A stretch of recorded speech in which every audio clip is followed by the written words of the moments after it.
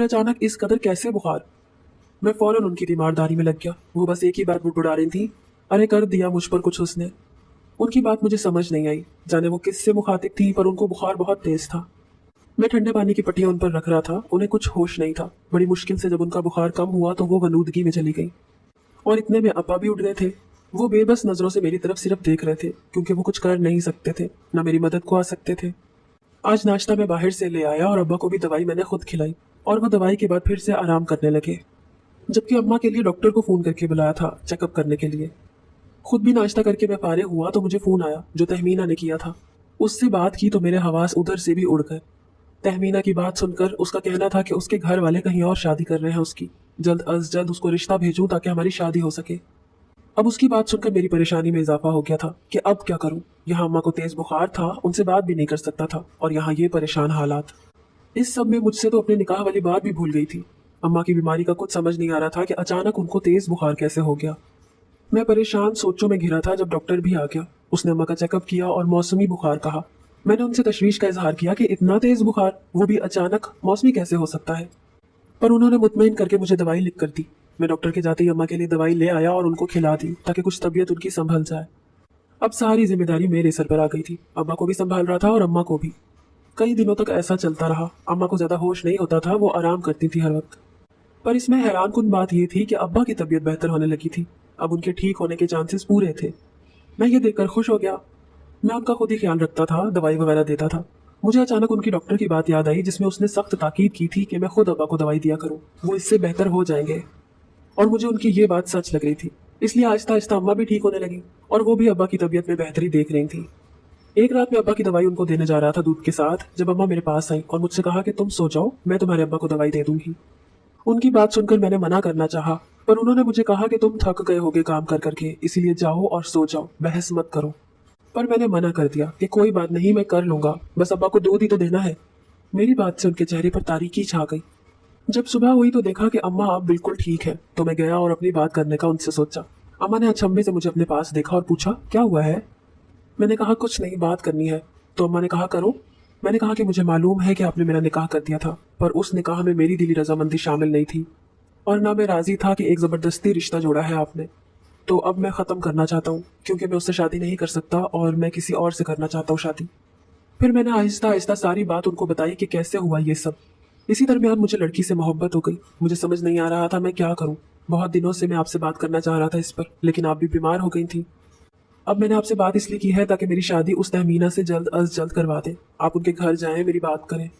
मेरी सारी बात पर अम्मा खामोशी से मुझे सुनती रही, और उसके बाद उन्होंने अपने कमरे का रुख किया। मैं वहीं खड़ा रहा कि वो शायद वापस आ जाएंगी, शायद कमरे में किसी काम से गई होंगी।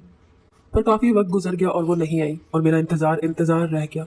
वो तो अपने कमरे में जाकर बंद हो गई थी, और मैं यहाँ उनके आने का इंतज़ार कर रहा था। मैं उनके कमरे की तरफ आया और उनसे पूछा कि क्या हुआ। वो बात के बीच में यहाँ चली आई, जवाब नहीं दिया, क्योंकि मुझे जवाब जल्द से जल्द चाहिए था। तहमीना के घर वाले मुश्किल से कुछ वक्त की मोहलत पर माने थे। तहमीना ने कहा था कि मैंने उनको समझाया हुआ है, आप बात करें घर में। अब घर में बात की तो अम्मा का नो रिस्पॉन्स देखकर मैं अंदर ही अंदर खौफजदा हो रहा था, जाने वो कैसे मानेंगी। इस वक्त भी उन्होंने मेरी बात पर मेरी तरफ देखा, आंखों में गुस्सा था, और कहा तो बस इतना कि जो तुम चाहते हो वो नहीं हो सकता, तुम्हें शादी अपनी मनकूहा से ही करनी होगी, ये आखिरी फैसला है हमारा। अब जाओ, हमारे फैसले का अपनी उस तहमीना को भी बताओ और खुद को भी राजी करो। उनके दो टोक कहने पर मैं मायूस वहां से लौट आया और उनको मनाने के तरीके सोचने लगा, पर वो मान के ही नहीं दे रही थी। इस कदर सख्त खिलाफ थी वो मेरी तहमीना से मोहब्बत के, लेकिन मैंने भी करनी थी तो तहमीना से ही शादी करनी थी, ये मेरी आखिरी सोच थी। अम्मा के मुसलसल ना मानने और इनकार करने पर मैंने भी आखिर एक दिन अपने ऊपर इस वबाल जान बने रिश्ते को ख़त्म करने का फैसला कर लिया था कि अब कुछ भी हो जाए, मजीद ये रिश्ता रहेगा तो यूं ही वक्त का ज़िया भी होगा और अम्मा भी इनकार करती रहेंगी। इसीलिए मैंने उनको अपने इस फैसले से आगाह किया कि मैं अपनी मनकूहा को छोड़ रहा हूँ, तलाक दे रहा हूँ। लेकिन मेरी अम्मा के लाख समझाने पर भी मैं नहीं माना। मैंने फैसला अटल किया था, अगर ऐसे ना सही तो ऐसे ही सही। रोते धोते अम्मा मान गई थी मेरी बात, ये मुझे मालूम था, इसीलिए तो ऐसा किया था, और मैंने अपनी मनकूहा को तलाक दे दी। मैंने अम्मा के फ़ोन से उनको फ़ोन किया था। जब मैंने पूछा कि मेरी मनकूहा कौन है तो वो बोली, जी मैं ही हूँ। और फिर यूं मैंने बिना कुछ और सुने या बोले उसको 3 दफ़ा तलाक दी थी और कहा कि हमारा अब रिश्ता नहीं। इसके बाद कॉल काट दी मैंने, अब आगे वो जाने और उसका काम। इस वाक़े के कुछ ही दिनों के बाद मैंने अपनी अम्मा को अपना रिश्ता उस लड़की के घर लेकर जाने का कहा जिससे मैं मोहब्बत करता था। वो तो मुझसे बात भी नहीं कर रही थी। ना ही शक्ल देख रही थी। मुश्किल से उनको मनाया था मैंने, और थोड़ा जज्बाती उनको करके मैंने मनाया। मेरी अम्मा भी मेरी मोहब्बत की खातिर आखिर मान ही गई और मेरा रिश्ता लेकर उस लड़की के घर पहुंच गई। मगर वहां पहुंचकर जो इंकशाफ हुआ वो नाकाबिले बर्दाश्त था। मुझे ऐसा लगा जैसे किसी ने मेरे पाँव के नीचे से जमीन खींच ली हो। नामुमकिन था ये तो, लेकिन ऐसा ही था बिल्कुल। यकीन करना मुश्किल था। जब हम रिश्ता लेकर गए और उनसे बात भी की तो आने का मकसद भी बताया, लेकिन वो लोग हमें देखकर एकदम गुस्सा हो गए। मेरी अम्मा भी खामोश थी सख्त जब मुझे मालूम हुआ, क्योंकि मेरी मोहब्बत तहमीना ही वो लड़की थी जिससे मेरा निकाह पहले भी हो चुका था। वो ही मेरी मनकूहा थी। मैंने उसको कभी देखा नहीं था, बात नहीं की थी, इसीलिए पहचान नहीं पाया था। पर सवाल ये था यहाँ कि तहमीना ने ऐसा क्यों किया। उसको तो सब मालूम था, तो उसने जानबूझकर अपना घर बर्बाद किया, और साथ में मुझे भी। मैंने बड़े अफसोस से इस बात का उससे इजहार भी कर लिया। अम्मा ने कहा जब मैं उनको इस घर लाया तो वो तभी समझ गई थी, बस खामोश थी कि मैं भी देख लूं। अपनी बर्बादी की जिद मैंने खुद की है।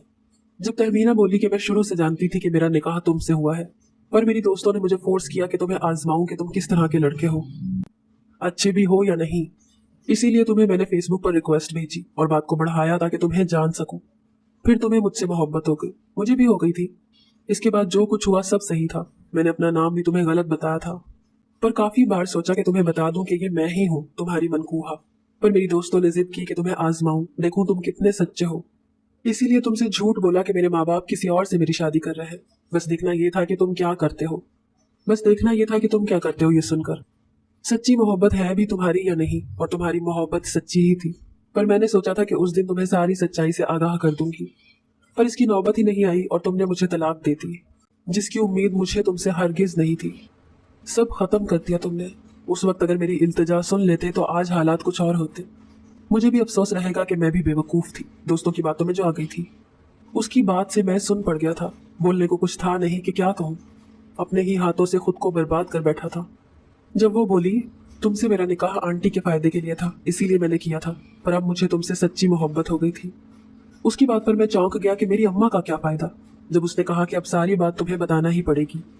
फिर उसने अम्मा के लाख इशारों के बावजूद जो राज मुझे बताया, उसको सुनकर आसमान मुझ पर आ गिरा था। मेरा बाप और मेरी फुफ्फो आपस में सौतेले बहन भाई थे, जबकि फुफ्फो की अम्मा मेरे अब्बा की सौतेली अम्मा थी और अपनी जायदाद की इकलौती वारिस। अपने मरने के बाद भी उन्होंने अपनी जायदाद फुफ्फो के नाम करना चाहिए, पर कुछ खानदानी मसलों की वजह से उसको कुछ वक्त के लिए मेरे अब्बा के नाम पर कर दिया कि बाद में वो फुफ्फो को दे देंगे, पर बाद में मौका मिला ही नहीं। जब अब्बा की शादी हो गई, सालों बाद उन्हें याद आया कि अब जायदाद वो फुफ्फो के नाम कर दें, उनकी अमानत उनको दे दें। ये खबर जब अम्मा ने सुनी तो उन्होंने अब्बा को ऐसा करने से रोक दिया, लेकिन वो अपनी अमानत पहचानते थे। उनके नाम मानने पर अम्मा ने अपने कजन डॉक्टर से मशवरा करके उनको ऐसी दवाई खिलाई कि उनको फालिज हो गया और वो कुछ भी करने से कासिर हो गए। तो अम्मा ने फिर वो जायदाद धोखे से मेरे नाम करा दी, क्योंकि उनके नाम नहीं हो सकती थी। फिर उन्होंने मेरा निकाह अपनी भांजी से करवाया कि इस तरह उनकी जायदाद उनके पास पहुंच जाएगी। उनकी भांजी ने धोखे से जायदाद अपने नाम करवाकर फिर अम्मा के नाम करनी थी, क्योंकि मैं अम्मा के नाम नहीं कर सकता था जबकि बीवी के नाम कर सकता था, तो उन्होंने बीवी के जरिए ही से लेनी चाहिए। ये सारा खेल था। अब मुझे समझ में आया था। उस डॉक्टर से अम्मा का उसी जायदाद पर तनाजा चल रहा था, इसीलिए डॉक्टर अम्मा को धमकाकर उस दिन अब्बा की फेवर में बात कर गया था। वो अम्मा के धोखे पर थे, जो उनको दौरे पड़ते थे वो इस वजह से थे, जबकि अम्मा ने तो मुझे फुप्पो के लिए भड़का कर उनके खिलाफ कर दिया था। अब समझ में आया उस दिन फुप्पो के बेटे का रवैया। वो हमारे खिलाफ नहीं थे, बस अम्मा ने मुझे अपनी बातों से उनके खिलाफ कर दिया था, जबकि ये राज तहमीना ने बताया था। उसको मालूम था ये सब। मैंने इस हकीकत पर अम्मा को अफसोस से देखा, जो शर्मिंदा सर झुकाए खड़ी थी, और वहां से आ गया। घर आया तो अब्बा की तबीयत में बहुत बेहतरी आई थी। मैं अम्मा से बिल्कुल बात नहीं करता था और अब्बा का ख्याल खुद रखता था। चंद दिनों बाद अब्बा भी ठीक होना शुरू हो गए, लेकिन अब भी बात करने से कासिर थे। इसमें उनको वक्त लगना था। जब एक दिन फुप्पो अपने बेटे के साथ हमारे घर आ गई तो मालूम हुआ उनको पहले ही से सब पता था, पर वो अपने भाई से मोहब्बत करती थी। जायदाद से ज्यादा वो उनको चाहती थी। इसीलिए उस दिन अब्बा को धागा भेजा था ताकि अम्मा उसके साथ कुछ बुरा करे तो उनके साथ खुद बुरा हो जाए। फिर मैं ये मामला भी समझ गया कि अम्मा के बुखार वाला। अम्मा ने हम सबसे माफी मांगी अपने किए की, मगर मेरा दिल अभी राजी नहीं था। इसीलिए उनसे मजीद कुछ दिन नाराज रहा और अपनी और तहमीना की यादों में गुम रहा कि मुझे अपने किए पर बेहद पछतावा था। और फिर फुप्पो के मना करने के बावजूद उनकी माँ की जायदाद हमने उनको दे दी थी।